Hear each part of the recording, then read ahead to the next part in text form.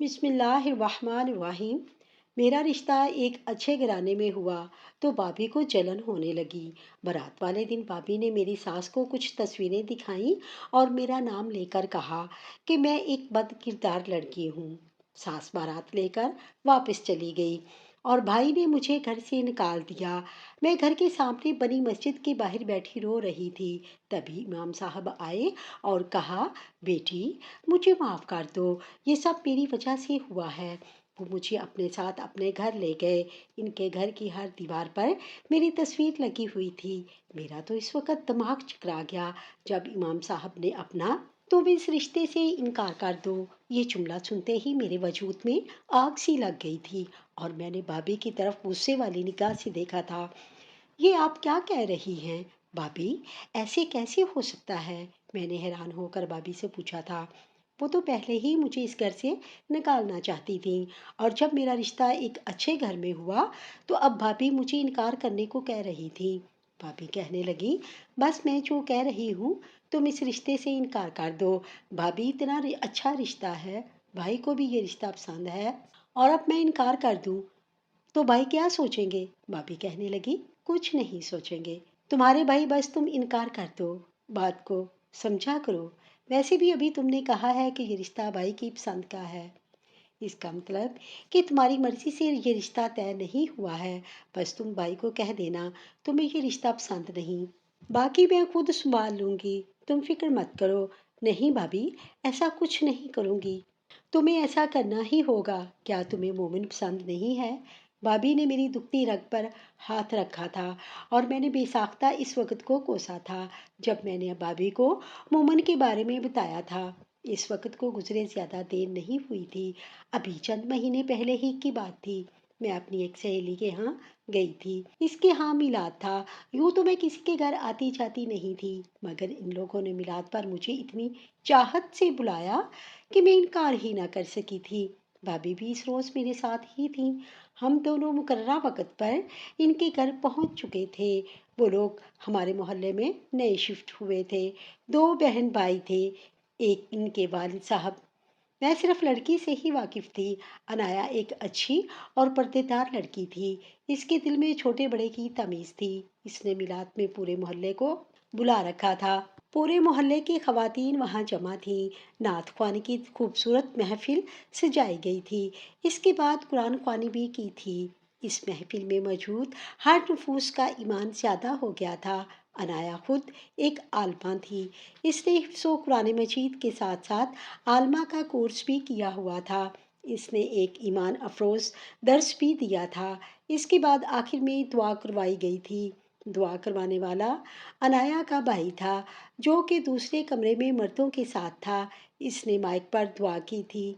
इसने जो ही दुआ शुरू की, मैं तो इसकी आवाज़ के सहर में ही डूब गई थी। इतनी मीठी, इतनी सुकून दे आवाज़ थी कि जिसको मैं लफ्ज़ों में बयान ही नहीं कर सकती थी। इसका वो लहजा, वो बोलने का अंदाज मुझे इसका असीर कर गया था। मैं ना चाहते हुए भी इसकी आवाज़ के जादू का शिकार हो गई थी। घर आने के बाद भी मैं इसकी आवाज़ के शहर में खोई हुई थी। रुबीना, कहाँ खोई हुई हो तुम? मैं कब से तुमसे कुछ पूछ रही हूँ और तुम्हें कुछ होश ही नहीं है। सब खैरियत तो है ना? मैं भाभी के पास बैठी हुई थी, लेकिन मेरा ध्यान भाभी की बातों पर भी बिल्कुल भी नहीं था। भाभी की आवाज़ सुनने में चूक कर होश में आई। नहीं भाभी, कहीं आप बताएं, आप क्या कह रही हैं? माँ भाभी की तरफ मतवज्जा हुई। मैं तो बस साथ के स्कूल के बारे में बात कर रही थी। तुम बताओ, क्या माजरा है? मैं कितने दिनों से तुम्हें देख रही हूँ। तुम ना जाने कौन से ख्यालों में खोई रहती हो। कोई बात हुई है क्या भाभी की? कोई बात हुई है क्या? भाभी के मुझसे पूछा। नहीं भाभी, कोई बात नहीं हुई। मैं तो बस वैसे ही मैंने टालना चाहा था। देखो रूबी, मैं तुम्हारी बड़ी बहन के जैसी हूँ, क्योंकि मैंने हमेशा से तुम्हें अपनी छोटी बहन ही समझा है। मेरे लिए तुम मेरी सगी बहन जैसी हो। अगर कोई भी बात है जो तुम्हें परेशान कर रही है या जिससे तुम उलझन का शिकार हो तुम उसे बिला झिझक अपनी कोई भी बात शेयर कर सकती हो सकता है कि मैं तुम्हारी कोई मदद कर सकूं। भाभी मेरे करीब होती मेरे हाथ पर अपना हाथ रखते हुए बोली थी। जी भाभी, क्यों नहीं, ضرور ایسا ہی ہوگا، آپ بھی میرے لیے میری بڑی بہن کے جیسی ہی ہیں۔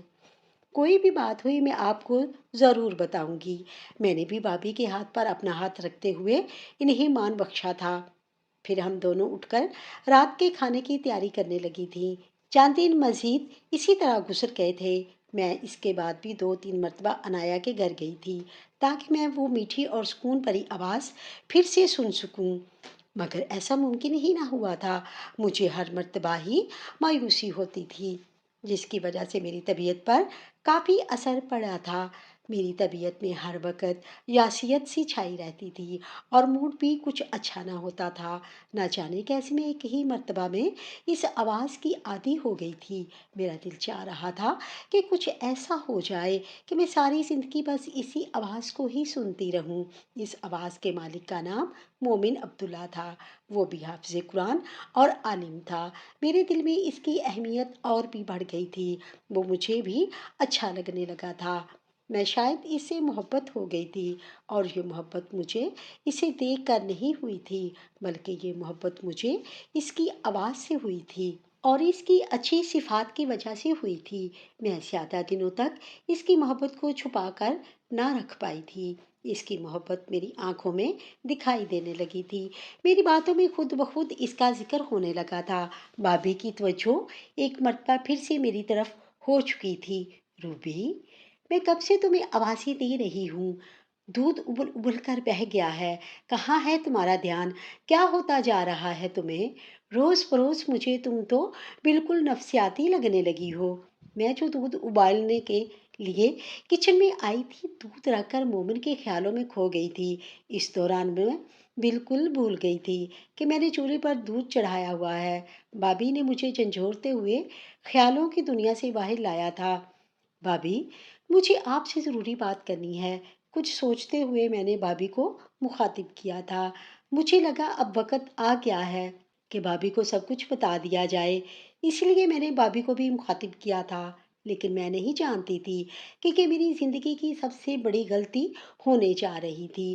کوئی اپنی ہوتی تو شاید وہ پردہ رکھ لیتی، مگر میری بھابھی تو بھائی کی پسند کی تھی اور باہر سے لائی گئی تھی۔ میرے تو وہم و گمان میں بھی نہیں تھا کہ جو بات میں بھابھی کو اپنی ہمدرد اور رازدار سمجھ کر بتا رہی ہوں، بھابھی میری اس بات کو دبا لے گی اور اسے میری کمزوری بنا کر میرے ہی خلاف استعمال کرے گی۔ ہاں ہاں بولو روبی، کیا بات ہے؟ سب ٹھیک ہے نا بھابھی؟ شاید اسی انتظار میں تھی۔ فوراً مجھے لے کر باہر صوفے پر آ کر بیٹھ گئیں اور مجھ سے پوچھنے لگی، بھابھی، آپ پہلے وعدہ کریں کہ آپ بھائی کو کچھ نہیں بتائیں گی۔ میں نے بھابھی سے وعدہ لیا، جب بھروسہ ہی نہیں ہے تو مت بتاؤ مجھے کچھ بھی۔ بھابھی نے روکھے پن سے کہا اور پھر اٹھ کر وہاں سے جانے ہی والی تھی کہ میں نے ان کا ہاتھ پکڑ لیا۔ نہیں بھابھی، ایسی بات نہیں ہے، مجھے تو سب سے زیادہ بھروسہ آپ پر ہی ہے، میں نے بھابھی سے کہا تو بھابھی تھوڑے نخرے دکھاتی واپس بیٹھ گئی تھی۔ ارے پگلی، میں نے تمہیں اپنی بہن کہا ہے، اور بہنیں بھی کبھی بہن کا راز افشاں کرتی ہیں۔ کیا جو بھی بات ہے تم کھل کر مجھے بتا سکتی ہو؟ بھابھی نے مجھ سے کہا تو میری ہمت مزید بڑھ گئی تھی۔ بھابھی، دراصل بات یہ ہے کہ مجھے کسی سے محبت ہو گئی ہے، میں نے سر جھکاتے اعتراف کیا تھا۔ کیا؟ بھابھی کے منہ سے حیرت کے باعث نکلا تھا۔ ان کی حیرانگی جائز تھی، کیونکہ انہیں میرے ساتھ تقریباً 6 سال ہو چکے تھے۔ میں نے اس دوران کبھی بھی کوئی بھی ایسی ویسی بات نہ کی تھی، اور نہ ہی میرے اندر باقی چلاک لڑکیوں جیسی کوئی تیز تراری تھی۔ میں ایک شریف اور سلجھی ہوئی لڑکی تھی، جس کے منہ سے محبت کا اعتراف سن کر بھابھی حیران ہو گئی تھی۔ جی بھابھی، یہ سچ ہے، میں نے کہتے ہوئے جھکی ہوئی گردن کو مزید جھکا لیا تھا۔ کون ہے وہ؟ بھابھی نے پوچھا۔ وہ بیت مجھ سے پوچھ رہی تھی۔ مجھے وہ میری خیر خواہ ہی لگتی تھی، انایا کا بھائی مومن، اور جس نے اس روز انایا کے گھر دعا کی تھی۔ میں نے بتایا۔ تم نے کہاں دیکھا اسے؟ تم اس سے ملی ہو کیا؟ اسے پتا ہے اس بارے میں؟ اور انایا، کیا وہ اس بارے میں جانتی ہے؟ بھابھی نے اگلا سوال پوچھا۔ نہیں بھابھی، انایا کو اس بارے میں نہیں معلوم، اور نہ ہی اس کے بھائی کو۔ میں نے آج تک اس کے بھائی کو نہ کبھی دیکھا ہے اور نہ ہی کبھی اس سے ملی ہوں۔ میں نے بتایا تو بھابھی کھوجتی ہوئی نظروں سے مجھے دیکھنے لگی تھی۔ تو پھر تمہیں اس سے محبت کیسی ہو گئی؟ بھابھی نے پوچھا۔ اس کی آواز سے بھابھی نے میں نے ہلکی سی آواز سے کہا تھا، تم سچ میں پاگل ہو گئی ہو روبینہ، بھابھی نے ہنستے ہوئے کہا تھا۔ پھر بھابھی مجھے کہنے لگی کہ ان کے گھر جاتی ہیں اور اس بارے میں انایا سے بات کرتی ہیں۔ بھابھی کی بات سن کر میں نے جھٹ سے انکار کر دیا تھا اور کہا کہ ابھی نہیں بھابھی۔ بھابھی کی بہت کوشش تھی کہ ان کے گھر جانے کی، لیکن میری وجہ سے وہ نہ جا سکی تھیں، مگر ہر دوسرے تیسرے روز میں ان کے گھر جانے کی فرمائش ضرور کرتی تھیں، اور پھر ایک روز انہوں نے مجھے اپنے ساتھ زبردستی تیار کر ہی لیا تھا۔ ہم دونوں انایا کے گھر گئے، دروازہ بجایا تو آگے سے ایک اجنبی عورت نکلی۔ اس سے پوچھا تو پتہ چلا کہ اسے یہاں آئے صرف ایک ہفتہ ہی ہوا ہے۔ پھر بھابھی مجھے لے کر اس مکان کے مالک کے گھر چلی گئیں تاکہ ان سے کچھ پتہ چل سکے۔ ان سے پوچھنے پر معلوم ہوا کہ وہ لوگ یہاں صرف 1 مہینے کے لیے ہی آئے تھے، کیونکہ ان کے گھر میں تعمیر و مرمت کا کام ہو رہا تھا۔ وہ جیسے ہی مکمل ہوا، انایا لوگ واپس چلے گئے تھے۔ میرا دل بہت بوجھل ہو چکا تھا۔ میں گھر آ کر کمرے میں بند ہو گئی تھی۔ مجھے ان کا یوں چلے جانا بالکل بھی اچھا نہیں لگا تھا۔ میں بہت بے چین رہنے لگی تھی۔ مجھے قرار نہیں آ رہا تھا۔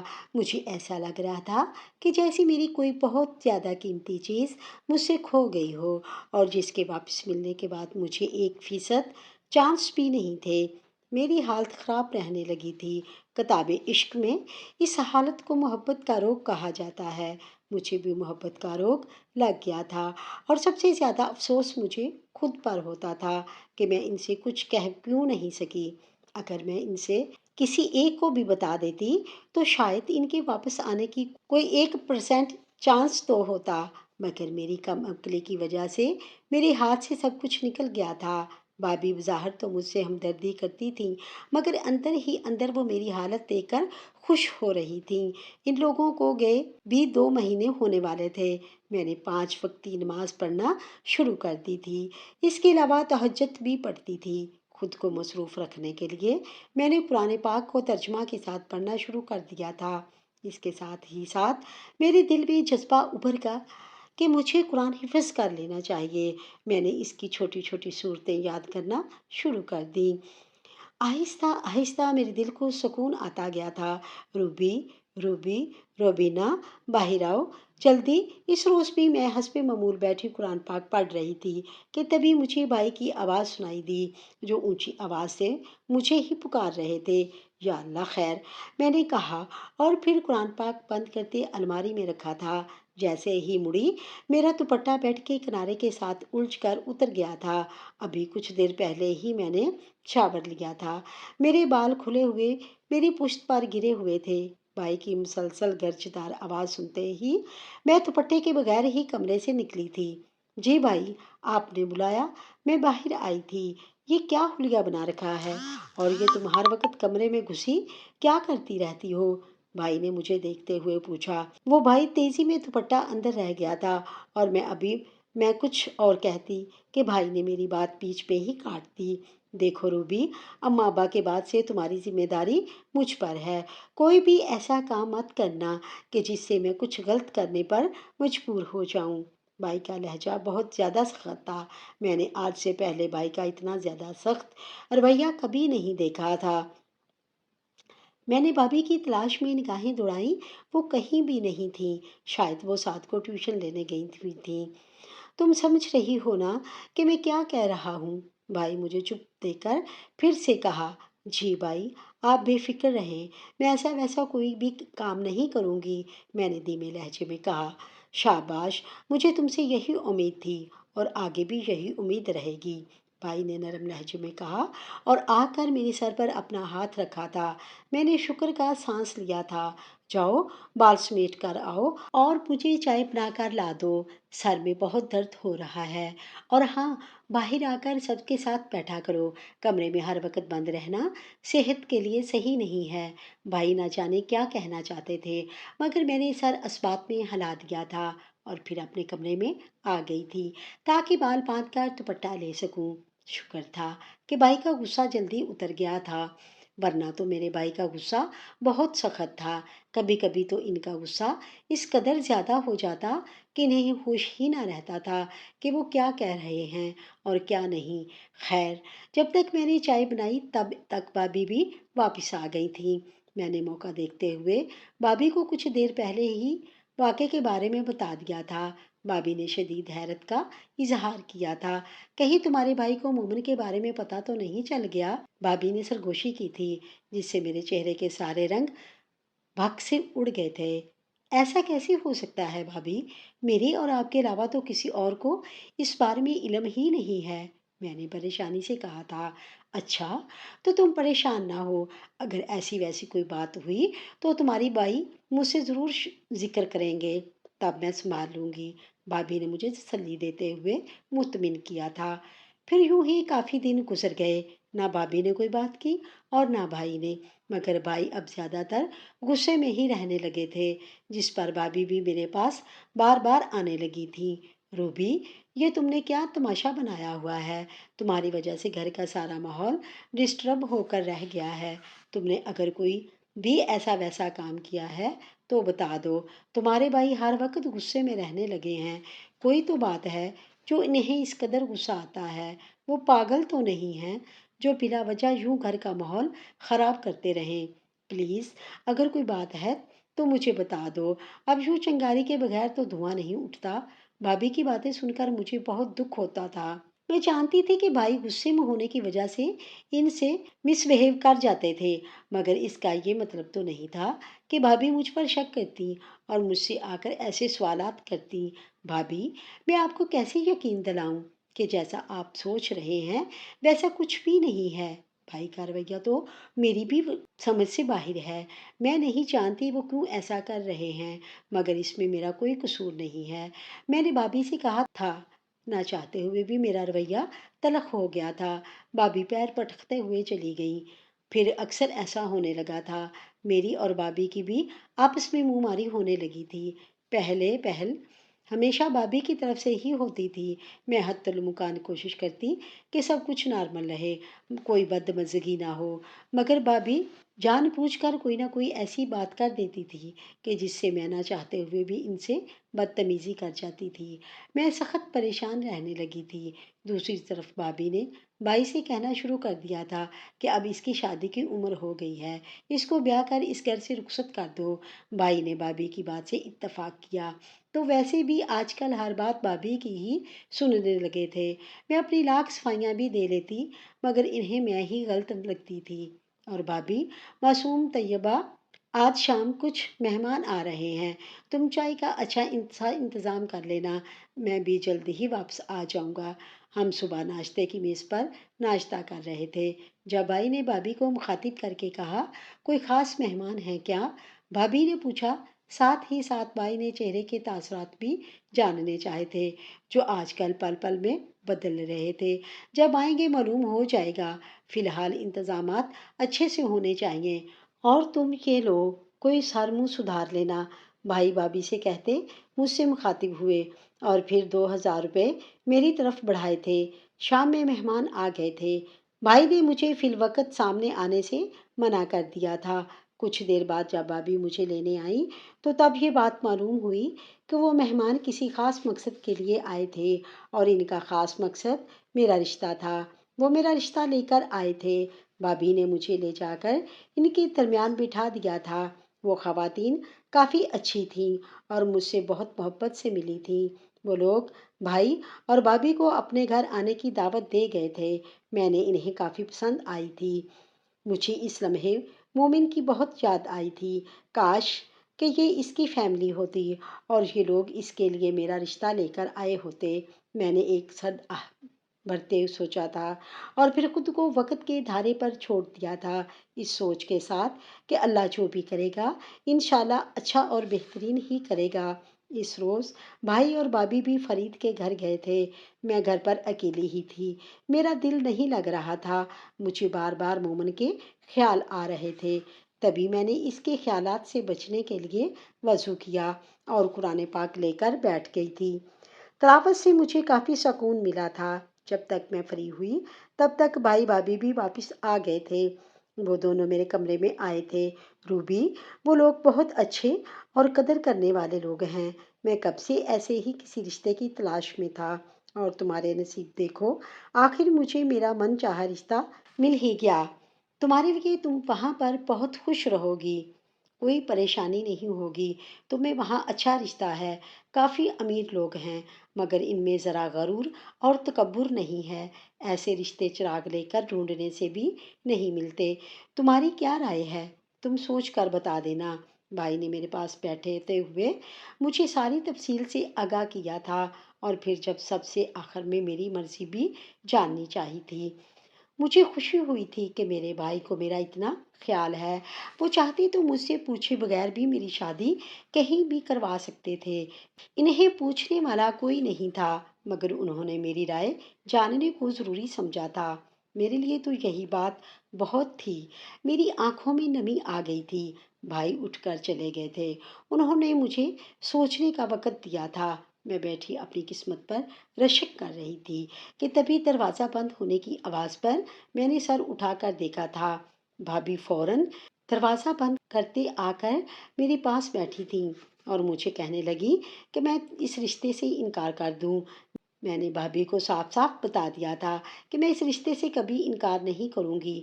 मेरे भाई को मुझ पर बहुत मान था, और मैं इस मान को कभी टूटने नहीं दे सकती थी। भाभी ने मुझसे मोमन का ताना दिया था। भाभी प्लीज़ इसको भूल जाएं, एक ख्वाब समझकर, या फिर यूं समझे कि वो वक़्त कभी हमारी ज़िंदगी में आया ही नहीं था। मैं भी भूल चुकी हूँ, आप भी भूल जाएं। मैंने भाभी से कहा, अरे ऐसे कैसे भूल गई तुम? इसे तुम्हारी पहली मोहब्बत थी, और पहली मोहब्बत भला, मैं तो सारी जिंदगी बीत जाती है। भाभी ने मुझसे कहा और कमरे से निकलकर बाहर चली गई। पीछे मैं फूट फूट कर रो दी थी। सही ही तो कह कर गई थी भाभी कि पहली मोहब्बत बुलाने में तो सारी जिंदगी बीत जाती है। मैं वक्ती तौर पर तो इसे भूल ही जाती थी, मगर इसकी आवाज़ फिर कहीं कहीं से आकर मेरी समायतों में रस घोल देती थी, जिससे वो मुझे फिर से याद आ जाता था। खैर, भाभी ने बहुत कोशिश की थी कि मेरा रिश्ता वहाँ पर ना हो, क्योंकि वो लोग बहुत अमीर थे। मैं वहाँ बहुत खुश रहती, मगर भाभी ने मुझसे न जाने क्यों अल्लाह वास्ते का बैर बांध लिया था। वो नहीं चाहती थी कि मैं खुश रहूं, इसलिए वो इस रिश्ते से इनकार करवाना चाहती थी।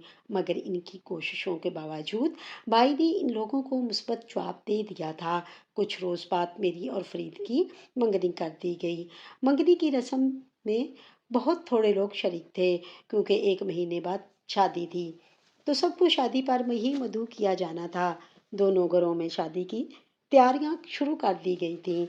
लड़के वालों की तरफ तो तैयारियां खूब जोरों शोर से थी जारी, लेकिन हमारी तरफ का काम थोड़ा ठंडा ही था, क्योंकि हमारी तरफ ज़्यादा शोरगुल करने वाला कोई था ही नहीं। गिनती के जो कज़न थे, इनमें से लड़के भाई के साथ इंतजामात कर रहे थे, और जो लड़कियां थीं वो भी मसरूफ़ थीं। हालांकि जिस रोज़ हमारे घर आकर पहुंची थी, इस रोज़ इन सब ने प्लान बनाया था, अब शादी तक खूब हल्ला गुल्ला करेंगे और रोज़ ढोलकी रखेंगे। मगर ना जाने कैसे इनके ये ख्यालात भाभी तक पहुंच गए थे। फिर भाभी ने जिस प्लानिंग से इनके इन ख्यालात पर पानी फेरा, वो वाकई दाद के काबिल थी। इस रोज़ वो सारी ढोलकी लेकर हाल में जमा ही हुई थी कि तभी भाभी वहां पहुंच आई थी। लाइबा, मरियम, तानिया, तुम तीनों को मेरे साथ बाजार चलना है। यूँ तो मुझे शॉपिंग का काफ़ी तजर्बा है, किसी की ज़रूरत नहीं है, मगर शादी ब्याह का मामला है। ऐसे में मैं अकेली कहाँ कहाँ मारी मारी फिरती रहूँगी। तुम तीनों साथ होगी तो मुझे आसानी हो जाएगी, और बाकी लड़कियों, तुम सबको घर और मेहमानों को देखना होगा। भाभी ने सबको ही मुखातिब किया था, और फिर लड़कियों को अपने साथ लेती चली गई थी। पीछे मैं अकेली ही बैठी रह गई थी। फिर शादी का दिन आने तक ऐसा ही होता रहा। भाभी नाश्ते के फौरन बाद लड़कियों को लेकर निकल जाती थी, और फिर इनकी वापसी रात खाने के वक्त ही होती थी। जिस लड़कियों को वो अपने साथ लेकर जाती थी, अब वो भी थक चुकी थी। इनका कहना था कि भाभी पूरा दिन फजूल में फिरती रहती थी, चंद एक चीज़ खरीदती थी और फिर विंडो शॉपिंग स्टार्ट हो जाती थी, और फिर शाम में जाकर कुछ चीज़ें लेती थी। पीछे अपनी कज़नों के साथ साथ मैं भी किचन में घुसी रहती थी। मुझे भी सर खुजाने की फुर्सत तक ना मिलती थी। مہمانوں کی آمد ہفتہ پہلے ہی شروع ہو چکی تھی، جن میں بابی کی میکے والے سہرے فرست تھے، اور پھر رہی صحیح کسر میری دو پھوپھیوں کے خاندان نے پوری کر دی تھی۔ ایسا لگ رہا تھا کہ جیسے میں کسی پاگل خانے میں آ گئی ہوں۔ نہ نیند پوری ہو رہی تھی اور نہ ہی خوراک پکا پکا کر جب کھانے کا وقت آتا تھا تو ہمارے لیے کچھ بچتا ہی نہیں تھا۔ خیر، اللہ اللہ کر کے شادی کا دن آن پہنچا تھا۔ میں بھی سکون میں تھی کہ چلو اب اس پاگل خانے سے جان چھوٹ جائے گی اور کچھ دن سکون کے نصیب ہو جائیں گے، مگر بھابھی نے ہوتے ہوئے ایسا کیسے ممکن تھا کہ مجھے سکون نصیب ہو جائے؟ نہ جانے میں نے بھابھی کا ایسا کیا بگاڑا تھا کہ وہ میرے پیچھے ہی پڑ گئی تھی۔ ارے تم کہاں جا رہی ہو؟ میں پارلر جانے کے لیے کھڑی تھی جب بھابھی آ گئی۔ بھابھی وہ میں پارلر جا رہی ہوں، میں نے بھابھی سے کہا۔ تمہیں پارلر جانے کی کوئی صورت نہیں ہے، شان سے میں پارلر کا کورس کیا ہوا ہے، وہ تمہیں گھر پر ہی تیار کر دے گی۔ بھابھی نے مجھے کہتے اپنی بہن شانزے کو بلا لیا تھا، جس نے مجھے گھر پر ہی تیار کر دیا تھا۔ بارات آ گئی تھی اور کچھ ہی دیر میں نکاح کی رسم ہونے والی تھی کہ جب بھی بھابھی اپنا فون کان سے لگائے اسٹیج کی طرف آئی تھیں۔ ان کے چہرے کی ہوائیاں اڑی ہوئی تھیں اور وہ سخت پریشان دکھائی دے رہی تھیں۔ کیا ہوا بھابھی، سب خیریت سے ہے؟ میں نے گھبراتے ہوئے پوچھا۔ بھابھی کا چہرہ بھی ایسا ہی ہو رہا تھا کہ سب ایک دم سے بھابھی کی طرف متوجہ ہو گئے۔ تم میرے ساتھ آؤ، مجھے تم سے بات کرنی ہے، بھابھی نے میرا بازو پکڑتے ہوئے کہا تھا۔ اس سے پہلے کہ وہ مجھے لے کر سائڈ پر ہوتی، بھائی اور فرید بھی اٹھ کھڑے ہوئے تھے۔ کیا بات ہے طیبہ، یہیں پر بتاؤ، تم اتنا پریشان کیوں ہو رہی ہو؟ بھائی نے مجھ سے پوچھا تو بھابھی نے میری طرف دیکھا تھا۔ وہ مومن نے خودکشی کر لی ہے، بھابھی کے الفاظ تھے یا کوئی پگھلا ہوا سیسا۔ مجھے ایسے لگا کہ جیسے کسی نے میرے پیروں تلے سے زمین کھینچ لی تھی۔ میری آنکھوں سے خود بخود آنسو بہنے لگے تھے۔ میں کسی ہارے ہوئے جواری کی طرح صوفے پر بیٹھی تھی۔ کون ہے یہ مومن؟ کیا ماجرا ہے یہ سب؟ طیبہ مجھے پوری بات بتاؤ۔ بھائی میری حالت دیکھتے ہوئے گرجے تھے۔ وہ روبی کا عاشق تھا، بھابھی نے گویا میرے تابوت میں آخری کل بھی ٹھونک دی تھی۔ ارد گرد ہر طرف چام گوئیاں اور سرگوشیاں ہونے لگی تھیں۔ لوگ ایک دوسرے کے کان میں خسر پسر کر رہے تھے۔ وہ لوگ طرح طرح کی باتیں بنا رہے ہیں اور میری طرف یوں دیکھ رہے تھے کہ جیسے میں نے نہ جانے کون سا جرم کر دیا تھا۔ طیبہ تم ہوش میں تو ہو؟ یہ کیا کہہ رہی ہو؟ بھائی بھابھی کو پکڑ کر جھنجھوڑا تھا۔ میں ٹھیک کہہ رہی ہوں، یاسر مومن اور روبی سے ایک دوسرے سے محبت کرتے تھے۔ ان کا چکر کب سے چل رہا تھا، میں نے آپ کو بتانے کی بہت کوشش کی، مگر ہر مرتبہ ہی روبینہ مجھے منع کر دیتی تھی اور مجھے ساتھ کی قسمیں دے کر روک لیتی تھی کہ میں آپ کو کچھ بھی مت بتاؤں۔ بھابھی نے روتے روتے ڈرامہ شروع کر دیا تھا اور میں اپنا رونا بھول کر حیران پریشان سی بھابھی کو دیکھ رہی تھی کہ آخر یہ بھابھی سب کیا کر رہی تھی اور کیوں کر رہی تھی؟ یہ سب کیا ہے روبینہ؟ بھائی میری طرف مڑتے زور سے دھاڑے تو میں دھاڑے مارے ڈر کے صوفے سے جا لگی تھی۔ ایسا کچھ نہیں ہے بھائی، میں نے کمزور سی دہائی دی تھی۔ چپ، ایک دم چپ، مجھے کوئی جھوٹ نہیں سننا۔ میں نے تمہیں پہلے بھی کہا تھا کہ کوئی بھی ایسا ویسا کام مت کرنا۔ بھائی مجھ پر چلائے تھے۔ مولوی صاحب آپ نکاح شروع کریں، میں اب جلد از جلد اسے یہاں سے رخصت کرنا چاہتا ہوں۔ بھائی پھر سے مولوی صاحب سے مخاطب ہوئے تھے۔ روبینہ سہیل ولد سہیل احمد، آپ کا نکاح فرید انور ولد انور۔ مولوی صاحب نے بس اتنا ہی کہا تھا جب اس طرف سے فرید کے والد اٹھ کھڑے ہوئے تھے۔ انہوں نے مولوی صاحب کی بات بیچ میں ہی کاٹ دی تھی۔ رک جائیں مولوی صاحب، آپ جا سکتے ہیں، یہاں کوئی نکاح نہیں ہوگا۔ فرید کے والد نے کہا تھا کہ آپ کیا کہہ رہے ہیں چچا، ایسا کیسے ہو سکتا ہے؟ بھائی فرید کے والد کی طرف بڑھے تھے۔ ایسا ہی ہوگا، آپ لوگ کیا سوچ رہے ہیں کہ بدنامی کا طوق اپنے گلے سے اتار کر ہمارے گلے میں پہنا دی گے اور ہم چپ چاپ اس کو سر کا تاج بنا کر لے جائیں گے؟ نہیں جناب، ایسا نہیں ہو سکتا، ہم یہ نکاح نہیں ہونے دیں گے اور نہ ہی ہم ایسا کرنا چاہتے ہیں۔ آپ کی بہن کے نہ جانے کتنے لوگوں کے ساتھ تعلقات ہیں، نہ جانے کہاں کہاں سے اس کے چکر چل رہے ہیں۔ ہم تو اس کو نہیں بیاہیں گے۔ آپ کسی اور کو بیوقوف بنانا، شکر ہے کہ وقت رہتے सच्चाई हमारे सामने आ गई और हमारी जान छूट गई। ये ज़हर उगलती ज़बान फ़रीद की वालदा की ज़ुबान थी, जो जब से रिश्ता तय हुआ था, तब से मुझ पर निसार हो रही थीं, और अब कैसे उन्होंने गिरगिट की तरह रंग बदल डाला था। मैं तो हैरान रह गई थी। वो लोग बारात वापस लेकर जा रहे थे। भाई इनके पीछे पीछे ही थे और इन लोगों को रोक रहे थे कि वो लोग ऐसा मत करें, बारात मत वापस लेकर जाएं। मगर इनने किसी की भी ना सुनी थी और बारात वापस लौट चुकी थी। तब बेगैरत लड़की, मैंने तुम्हें कहा था, फिर भी तुमने मेरी बात नहीं सुनी, मेरे सर में खाक डाल दी, मेरी बनी हुई बनाई इज्जत को मट्टी में मिला दिया। मैं तुम्हें नहीं छोड़ूंगा, मैं तुम्हें जान से मार डालूंगा। भाई गुस्से से गरजते हुए मेरी तरफ लपके थे। उन्होंने मेरे मुंह पर थप्पड़ों की बारिश कर दी, मुझे खींचते हुए स्टेज से नीचे उतारा और फिर मुझे घसीटते हुए दरवाजे से बाहर ले गए थे। मुझे घर के बाहर फेंकते भाई वापस अंदर चले गए और मेरे मुंह पर दरवाज़ा बंद कर दिया। मैं रोती पीटती रही, दरवाज़ा बजा बजा कर। मेरे हाथ थक गए, मगर किसी ने मेरी एक बात नहीं सुनी, ना भाई ने और ना ही भाभी ने। थक हार कर मैं एक तरफ चल पड़ी थी। मुझे हिम्मत का कोई अता पता नहीं था। मैं सलसल रोए जा रही थी। एक मस्जिद के सामने पहुंचकर अजान की आवाज़ मेरे कानों में पड़ी तो मुझे इर्द गिर्द का होश आया था। मैंने नज़रें उठाकर देखा था, मैं अपने घर से 2-3 मोहल्ले छोड़कर एक दूसरे मोहल्ले में आ गई थी। मैं वहीं मस्जिद के सामने बैठ गई और रो रो कर अल्लाह से दुआ करने लगी कि मुझे इंसाफ चाहिए। भाभी, मैं मेरे साथ बहुत गलत किया था। मुझे जब तक भाभी की समझ आई, अफसोस के तब तक बहुत देर हो चुकी थी।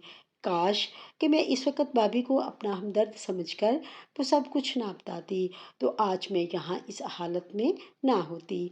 भाभी ने कैसे छोटी सी बात को कितनी बड़ी बात बना दिया था।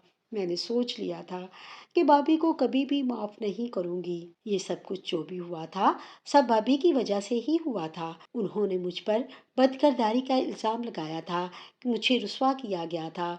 मैं अल्लाह से दुआ करने लगी थी कि मुझे भी इंसाफ चाहिए। मुझे वहाँ बैठे काफ़ी वक़्त गुज़र गया था। नमाज़ी आकर नमाज़ पढ़कर वापस भी जा चुके थे। तभी मस्जिद के मौलवी साहब बाहर आए। कौन हो तुम और यहाँ क्यों बैठी हो? मौलवी साहब ने मेरे पास आते हुए सवाल किया। इनका लहजा इस कदर नरम था कि मैं इन्हें सब बताती चली गई थी, जो मेरे साथ हुआ था। मौलवी साहब ने मुझे कहा कि अल्लाह मेहरबान है, तुम परेशान मत हो। आज से तुम मेरी बेटी बनकर मेरे घर में रहोगी। फिर वो मुझे अपने साथ अपने घर ले गए थे। मैं जो ही घर में दाखिल हुई, अल्लाह का मुझसा देख मैं इसी वक्त सजदे में गिर पड़ी थी। इस घर में वही मीठी और सहरज़दा आवाज़ में तिलावत की जा रही थी। मैं ना जाने कितनी ही देर सजदे में पड़ी रही थी। तब तक अनाया भी वहाँ आ गई थी। मुझे देखकर वो भी हैरान हुई थी। मैंने इसे सब बता दिया था और फिर मौलवी साहब के हाथों खूबसूरत आवाज़ वाली मोमिन की तरफ निकाह का पैगाम भिजवाया था, जिसे कबूल कर लिया गया था। यूँ इसी मस्जिद में ले जाकर मौलवी साहब ने मेरा और मोमिन का निकाह पढ़वा दिया था। मोमिन एक इज़्ज़तदार शख्स था। इसकी वजह से मुझे कोई इज़्ज़त की निगाह से देखता था और मुझे अदब से मुखातिब करता था। भाई के घर अगर मैं बेइज्जत हुई थी, तो अल्लाह ने कहा मुझे दुगनी इज़्ज़त अता फरमाई थी, जिसका मैं जितना शुक्र अदा करती उतना कम था।